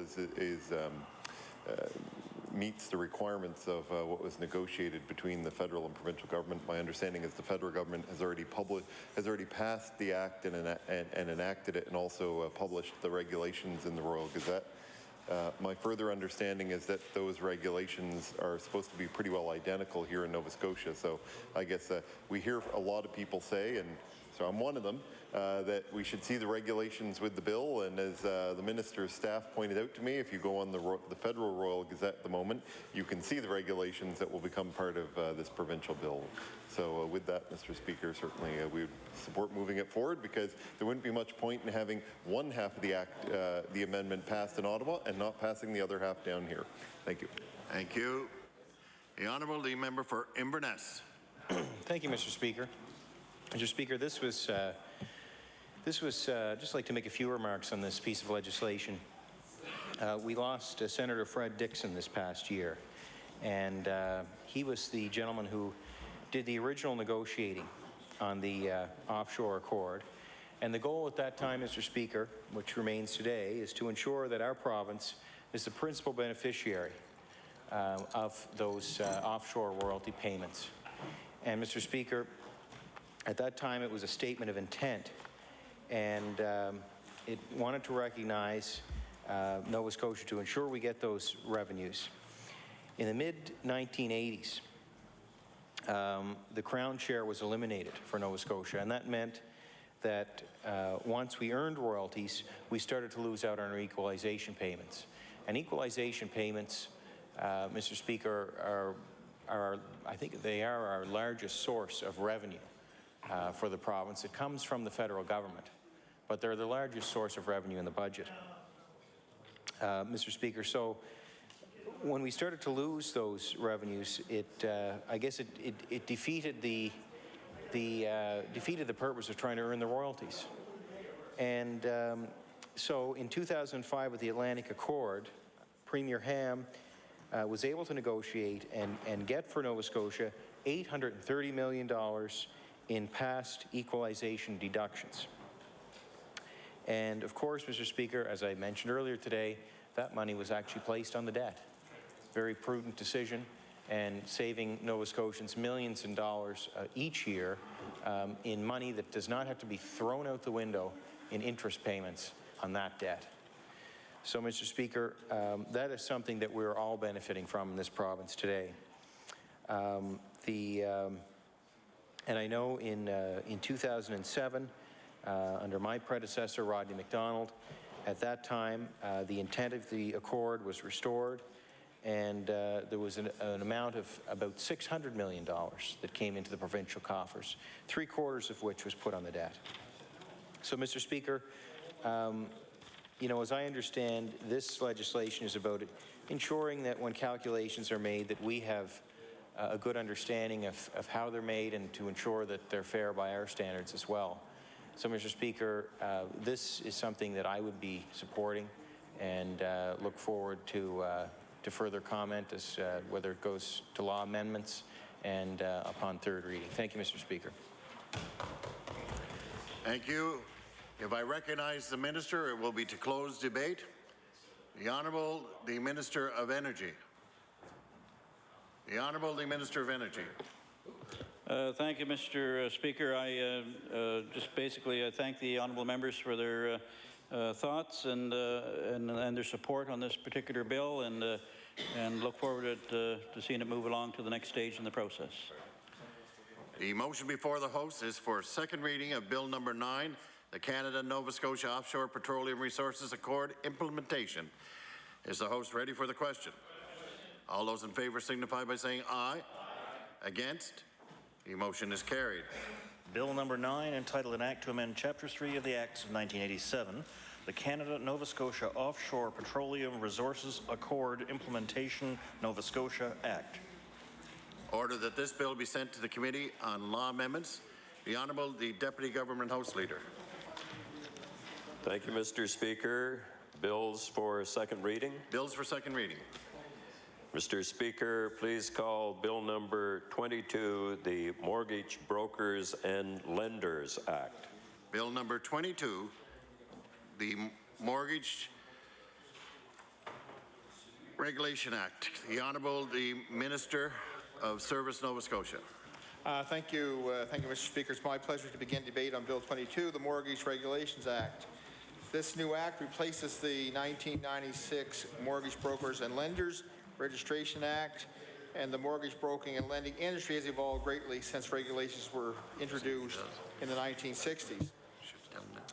Mr. Speaker, 46 years is a long time for regulations to stand without significant change. If I could, you should start off by saying I'd like to move. Thank you, Mr. Speaker. I'd like to move second reading of Bill 22, the Mortgage Regulations Act. Thank you. The current legislation, the Mortgage Brokers and Lending Registration Act, is outdated. It has not kept up with industry standards, best practices or the various mortgage products available to consumers. Under existing legislation, Mr. Speaker, mortgage brokers in the province are not required to be individually licensed, nor are they required to follow any kind of professional or industry standards. In the past several years, 6 other provinces, Quebec, Ontario, Manitoba, Saskatchewan, Alberta, and British Columbia, have modernized legislation to enhance consumer protection and to facilitate regulation of the mortgage brokering industry. And that, Mr. Speaker, is what we're doing today. We are proactively modernizing our mortgage brokering and lending regulations to make sure that they are up to date, reflect current industry practices, and are clear, fair, and consistent throughout the province. We are also making sure that Nova Scotians who use mortgage brokering or lending services are dealing with trained mortgage brokers who are licensed and who can provide them with the best possible advice on what will likely be the biggest debt of their lives. Historically, the principal business of mortgage brokers was to find lenders, often private individuals, suitable for their borrower clients. Today, institutional lenders like banks, trust companies, and credit unions actively seek mortgage clients through mortgage brokers. And a growing number of Canadians are going to mortgage brokers when shopping for a mortgage. According to the Canadian Association of Accredited Mortgage Professionals, 30% of Nova Scotia residential mortgage shoppers consult a mortgage broker. And between April 1st, 2011 and March 31st, 2012, there were 38,607 mortgages recorded in the province of Nova Scotia. But, Mr. Speaker, many consumers are not familiar with the complexities of a mortgage or the range of mortgage options that are available to them. Consumers rely heavily on service providers to guide them when shopping for a mortgage. We have to ensure that guidance is the best possible. The ability to buy, sell, and finance real estate is the biggest and most important economic driver in any market economy. And, Mr. Speaker, Nova Scotia is no exception. As a result, public confidence in all aspects of the real estate market, including mortgage brokering and lending, is essential to the health of Nova Scotia's economy. An underregulated market puts Nova Scotia home buyers and our economy at risk. Furthermore, the educational, licensing, compliance, and disclosure standards that govern the mortgage brokering and lending industry had not kept up with changes either. So in 2008, Service Nova Scotia and Municipal Relations launched the Mortgage Brokers and Lenders Registration Act Reform Project. The goal of this project was to review the mortgage broker and lender industry in Nova Scotia and across Canada to identify best practices, emerging trends, and areas requiring improved consumer protection. And in December 2008, the department hosted an industry roundtable. Mr. Speaker, the industry demonstrated strong support for significant changes to the Mortgage Brokers and Lenders Registration Act with respect to licensing and education standards, disclosure, and consumer protection. Following the roundtable, the department developed a discussion paper that highlighted proposed reforms in 14 issue areas, which included mortgage broker and lender accountability, proficiency and educational requirements, standards of practice, disclosure and fraud prevention, mortgage brokers' fees and errors, and omissions insurance, to name a few. The discussion paper was released in April 2010. In addition, Mr. Speaker, the department launched a consumer survey via the internet, inviting feedback on the proposals and questions outlined in the discussion document. Support from the industry and general public for the proposed amendments was and remains positive. Buying a house is the single biggest investment many of us are ever likely to make, Mr. Speaker, and we want to make sure that the rules around mortgage brokering and lending are fair and clear for the industry. We also want to be sure that consumers are protected, aware of their rights, and that they are dealing with a trained mortgage broker who will provide the guidance they need to get the mortgage that is most appropriate for their individual situation. We also want to ensure that Nova Scotia's mortgage brokering and lending industry is up to date and aligned with other Canadian jurisdictions, and that all the appropriate checks and balances are in place. Mr. Speaker, the Mortgage Regulation Act is another way we are making life a little better for Nova Scotia families. With these efforts, Mr. Speaker, we're not just helping families buy homes, we're helping them put down roots and become part of a caring, vibrant community. Mr. Speaker, I'll take my place now. I look forward to further debate on this bill. Now recognize the honourable member for Dartmouth East. Thank you, Mr. Speaker, and we're certainly happy to see that this would appear to have some broad support from the industry itself. I think that that's a nice step, and we look forward to it going through law amendments to hear their further comments on whether it reflects what they hoped it would. The honourable member for Inverness. Thank you, Mr. Speaker, and certainly have similar thoughts here. Anything that helps to make things better for consumers and it's more transparent, I think that is a good thing. But we would also look forward to law amendments to see from the industry if there's anybody out there who thinks good or bad of this legislation. Of course, it's going to affect them, so we look forward to hearing more in law amendments. Thank you, Mr. Speaker. Thank you. Now recognize the honourable member for Halifax Atlantic. Mr. Speaker, and I welcome the opportunity to rise to speak to this legislation, which is intended to modernize and to ensure that something which is an increasingly important sector of our economy is in fact something which so many people needing to rely on it can rely on. The government is committed to making life a little bit easier for all Nova Scotians, and certainly transparency of rules and a clear understanding of just who is engaged in a transaction is one of the most important ways to make life easy for the citizens of any jurisdiction. And after this legislation introduced April 16th, people buying mortgages through mortgage brokers are going to have a better idea of the relationships between the person who is finding them a mortgage, those who are lending them the money through that mortgage, and the purchasers. We have come to take it for granted over recent years that real estate agents are in fact regulated, and we are very glad to know that there is a close eye kept on these transactions, which can be some of the most important transactions which take place in a person's financial lifetime. It's interesting when you notice that at this point, some 27% of the Canadian economy is attributed to the building of houses and the sales of houses and the real estate industry. And very, very few people in today's day actually purchase a house outright, which means that they are in fact dependent on a mortgage. And with the plethora of mortgage options available, through banks, trust companies, and other agencies, it's very important that a purchaser be able to know that they are, in fact, getting the best deal possible. Also, in an increasingly volatile economy and one in which we are reliant on the interest rates around us, it's very important to know that a thoughtful and knowledgeable person has looked out the best options for us when we are looking for a way in which to secure the roof over our heads. The mortgage brokering legislation, or the legislation that regulates mortgage brokers, is nearly 50 years old. It goes back to 1966, and that's a long, long time ago. Globalization, it was very much less of a feature in those days than it is today. And when you look at the importance which is attached in the federal government and in the central banks of most countries to prime lending rates, they talk about what it's going to mean for mortgages. And one of the great fears is, what is household debt looking like at any given time?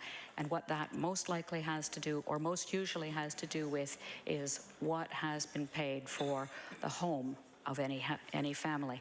And in more than, well, I'm not even sure of the percent, but in the vast majority of cases in Canada today, and Nova Scotia certainly, that home purchase has in fact been secured through a mortgage.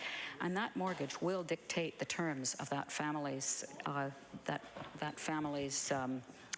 economic well-being for a long, long time to come. People have been told for a long time, invest in a house, it's better than putting your money into rent. But the color of the mortgage around that investment is every bit as important as the lease, which might control the apartment that one might be living in.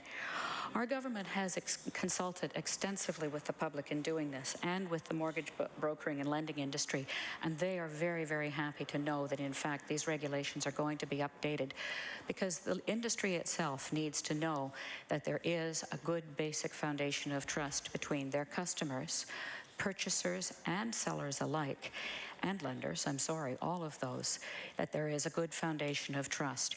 And one solid way to establish that is through up-to-date legislation. Trained brokers. There are some 275 members of the Canadian Association of Accredited Mortgage Professionals, and about 30% of those who actually set out to buy a house do so in Nova Scotia do so through a mortgage broker. So, coupled with the real estate agent, this is one of the most important actions which anybody can undertake, is to look for the mortgages which can be found through a trained mortgage broker. And this, Mr. Speaker, I think is legislation which stands to really improve the foundations, the financial foundations of many households in this province, and mortgage brokers and lenders look forward to going forward in partnership with government and with their clients to establish sound financial futures for the households of Nova Scotia. And with that, Mr. Speaker, thank you, and I take my seat. Thank you. If I recognize the Minister, it will be closed debate. The Honourable the Minister of Service, Nova Scotia and Municipal Relations. Thank you, Mr. Speaker, and I thank all the members for their intervention. And with that, pleased to move Bill 22. The motion before the House is for second reading of Bill number 22, the Mortgage Regulation Act. Is the House ready for the question? All those in favour signify by saying aye. Against? The motion is carried. Bill number 22, entitled An Act Respecting the Licensing and Qualifications of and Practice Standards for Mortgage Lenders, Mortgage Brokerages, Mortgage Brokers, Associate Mortgage Brokers, and Mortgage Administrators. The Honourable the Deputy Government House Leader. Thank you, Mr. Speaker. Public bills for second reading. Public bills for second reading.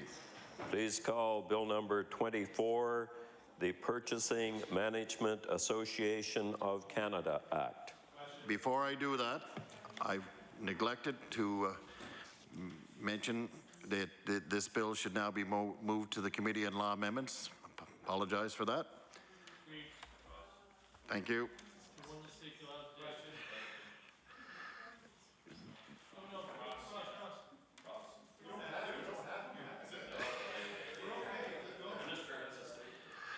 The Honourable the Minister of Justice. Thank you, Mr. Speaker, and I'm glad that my colleagues have trusted me on the other side. However, there are some procedures that I must follow, and I move that Bill 24 be now read a second time. Mr. Speaker, it is my pleasure today to talk about Bill number 24, amendments to the Purchasing Management Association of Canada Act. The Purchasing Management Association of the Canada Act was enacted in 1986. It restricts the use of the designation Certified Professional Purchasers and CPP to eligible members of the association in connection with those who practice as purchasers. The association uses the designation to identify those who have completed and are current with the association's training, education, and ethics requirements. The association has now changed its professional designation to Supply Chain Management Professional, or SCMP. The association wishes to have the Act amended to reflect and incorporate this change. The PMAC National Board of Directors decided in January 2009 to replace the CPP designation. Members were to start using the new designation, Supply Chain Management Professional, or SCMP, in June of 2010, taking into account the statutes of applicable legislation in their jurisdiction. The association will also preserve the previous designation of CPP.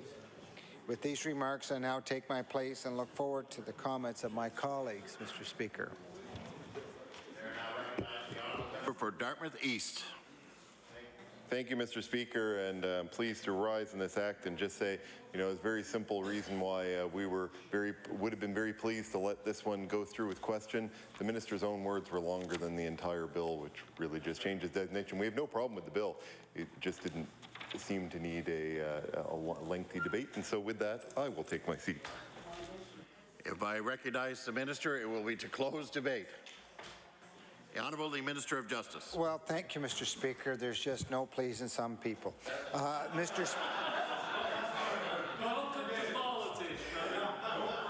wish to thank my colleagues, though, for their insightful comments and on the debate with Bill 24. I want to emphasize the importance of government moving forward with these proposed changes as requested by the Purchasing Management Association of Canada.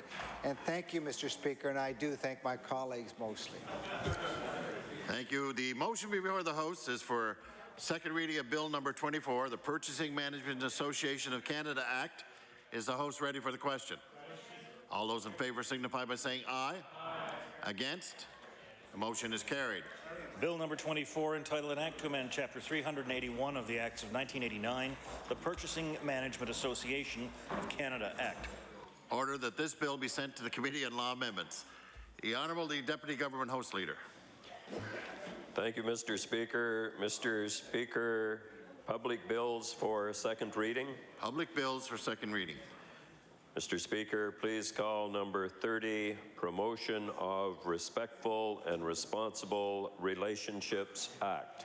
Bill number 30, the Promotion of Respectful and Responsible Relationships Act. The Honourable the Minister of Education. Thank you very much, Mr. Speaker. I move that Bill 30 be read a second time. I am pleased to rise to speak to this bill called An Act to Address Bullying by Promoting Respectful and Responsible Relationships. These amendments to the Education Act will set the stage for working with our partners to address the recommendations of the Nova Scotia Task Force on Bullying and Cyberbullying. Mr. Speaker, bullying and cyberbullying are societal problems that we must face together. Acting on these issues is an important part of the Kids and Learning First education plan, and this bill marks the beginning of that action. These amendments provide a foundation for developing the province's action plan. Everyone has a role in helping to keep our children safe. This will give us a framework for the work that government will undertake with partners to address bullying and cyberbullying in schools. Mr. Speaker, the proposed amendments will require school boards to collect, monitor, and report data on severely disruptive behavior, which includes incidents of bullying and cyberbullying. This will help school boards and the province monitor the scope and consequences of bullying in schools. It will provide the data necessary to evaluate programs and intervention strategies. The province will track incidents of bullying and cyberbullying by using InSchool, the student information system. Mr. Speaker, InSchool is a $14 million investment by government to manage student information electronically and ensure every student receives the supports they need to be successful. As the task force identified in its report, knowing the scope and prevalence of bullying and cyberbullying is critical as we develop appropriate strategies to deal with the problem. Amending the Education Act now will ensure that school boards are aware of the department's data reporting expectations before the 2012-2013 school year begins. This is in line with the task force recommendation for the province to work with our partners to increase data collection on bullying and cyberbullying. Data collection on this issue is a challenge that other jurisdictions face, and by making these legislative changes, Nova Scotia is being a leader in this regard. Mr. Speaker, the amendments will also update the language in the Education Act, replacing references to a policy on student discipline with references to the Provincial School Code of Conduct policy. This needs to be updated to reflect the more current approach to ensuring students receive the proper supports. This will give the minister authority to direct school boards to address bullying and cyberbullying specifically as part of the Regional Code of Conduct policies. The proposed amendments include revising terminology to describe students' behaviours so it matches wording used in current practices.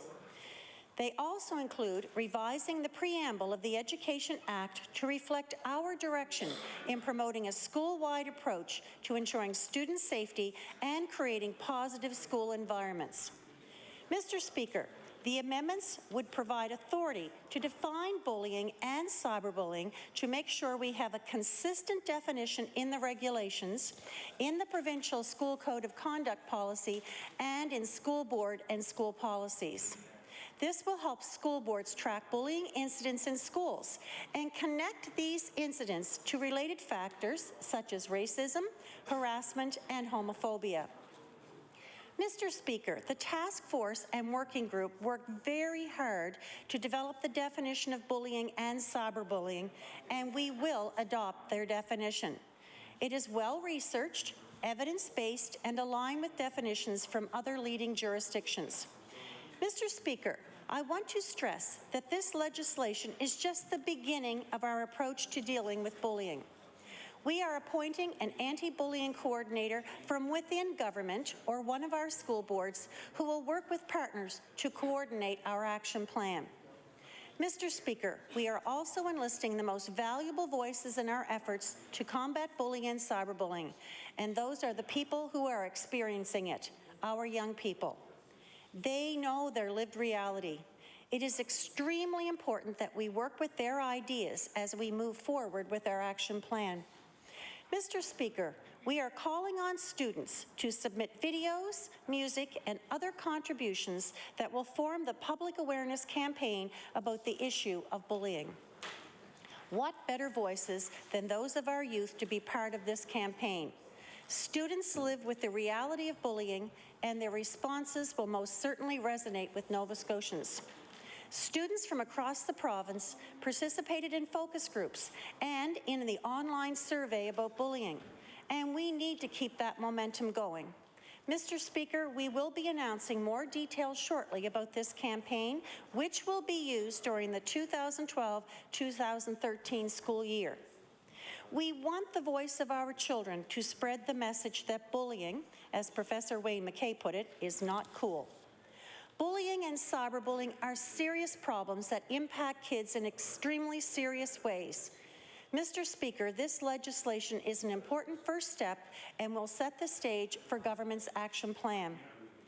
I would once again like to thank Professor McKay, the members of the task force and working group, and all of the partners for working hard to analyze the scope and prevalence of bullying and cyberbullying in Nova Scotia, and for offering possible strategies and approaches to keeping our children safe.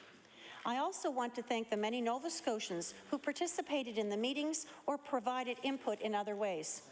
I'm looking forward to having these amendments in place to allow us to take the next steps in addressing the problem of bullying and cyberbullying in our schools and communities. Thank you, Mr. Speaker. Thank you. The chair now recognizes the honourable member for Colchester North. Thank you, Mr. Speaker, and I'm pleased to rise in my place today and speak to Bill number 30, an act to amend Chapter 1 of the Acts of 1995-96, the Education Act, specifically to address bullying by promoting respectful and responsible relationships.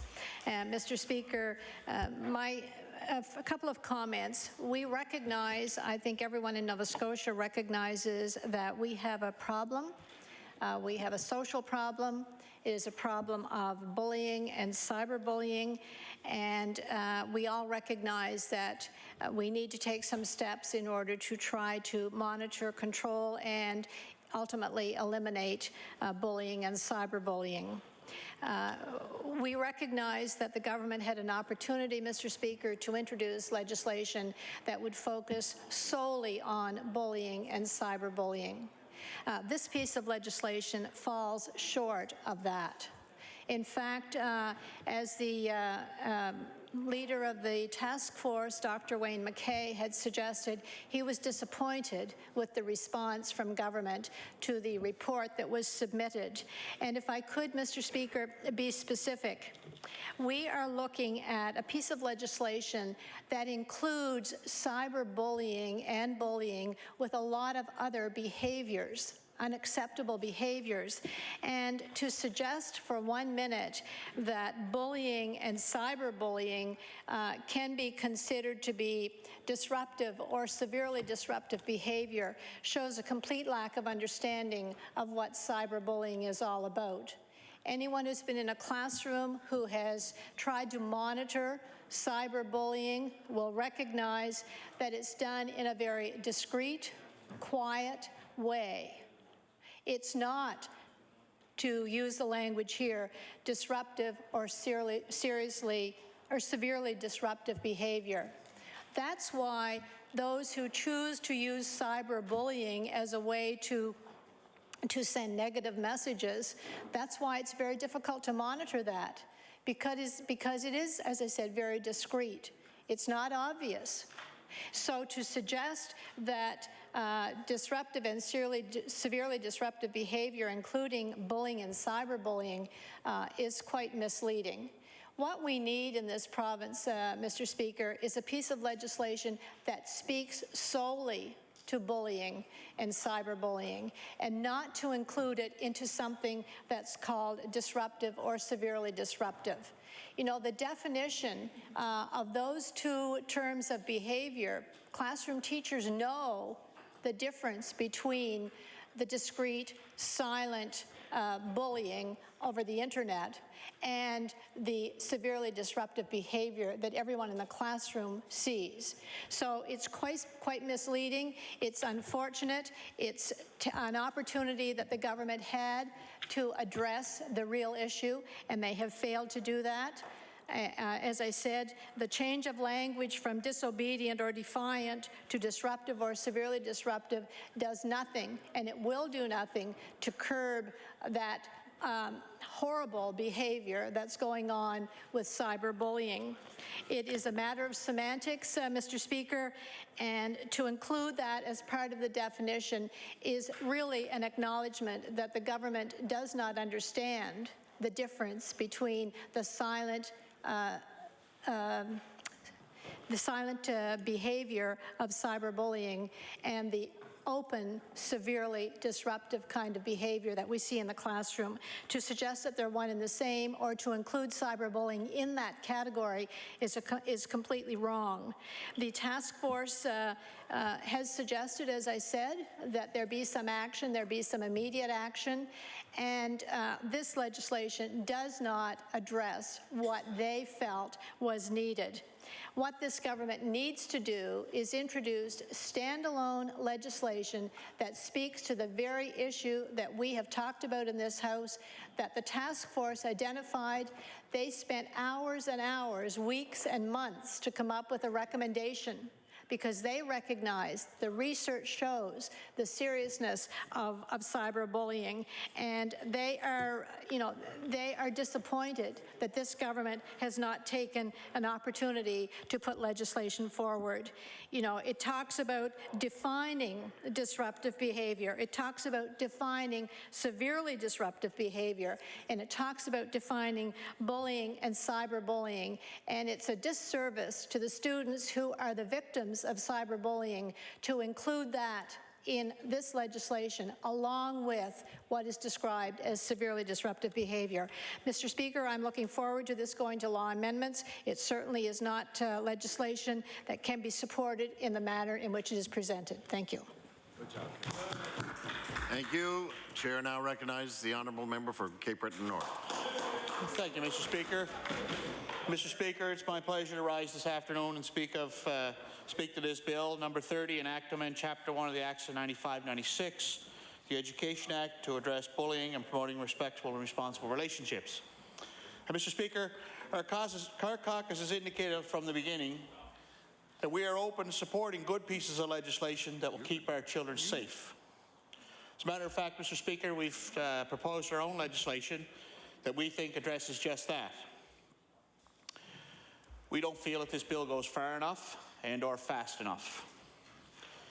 It calls for an anti-bullying coordinator to be filled from within the department or within the school boards. And our question to that, Mr. Speaker, is that person going to do two jobs because they said they don't want to promote or they don't want to include more bureaucracy in enforcing this bill. So if they're not going to do two jobs, then the one that gets filled to the bullying coordinator must have to be backfilled to the person who gets that job. It talks a lot about collecting information, and we know the tracking is useful, but what do we do in the meantime while this information is being tracked? Victims and families of bullying have waited long enough. They had over a year now that they've been waiting for this legislation. The study came in, and even the bullying, the group that studied that said that this isn't going far enough. They're disappointed in some parts of the legislation. Families and victims of bullying, they can't wait, Mr. Speaker. They need action now. It talks about bringing language up to date to current practices, and Mr. Speaker, our legislation has done that. There's no need to study it anymore. Our legislation is about recognizing that students and families all have a role to play in protection of our children. Families are the very foundation and the strength of a safe community, and a necessary piece to the puzzle for a child's good education. So we propose that families have a big part of this, and not just students with their input, but family members and school members as well. And again, Mr. Speaker, we're here to support any legislation, good pieces of legislation to protect our children. If you look at the proposed piece of legislation that we put in, we think it does that. But we also look forward to this going to law amendments and further discussion of the matter. Thank you, Mr. Speaker. Thank you. The chair now recognizes the honourable member for Hammonds Plains, Upper Sackville. Thank you very much, Mr. Speaker, and I'm glad to join in some debate tonight for this act, an act addressing to address bullying by promoting, excuse me, respectful and responsible relationships. Mr. Speaker, it's one of the important things to note in this this amendment to the Education Act is that let's just remember that we are simply setting the stage for working with the people who will continue to be partners in how we deliver education in this province, and which is exactly what some of the pieces of the puzzle were when it came to the recommendations from the cyberbullying task force, cyberbullying and bullying task force. Now, I did the honor and ability to be a little bit a part of that. You know, attending some of the public meetings, talking with some of the stakeholder groups, and it really became we saw that it's not just one group of individuals in society that this is a problem for, or not just one group of people who will help fix the problem. It is every single person who plays a role in how our kids in our schools have a positive experience within our education system. And we know that that is such a key role in how this all rolls out. And again, it's just one piece of how we form the future of for our kids. And so we have to. So going out and speaking with kids, one of the things that I heard was that you know, it's not just the children, it's not just the teachers, it's not just the staff in the schools, it's not just parents, it's not just the community, it's not just us as legislators. It's everyone who plays a role in how we fix this. And it's not going to happen overnight. I know some members may suggest that, you know, we can do it just quickly.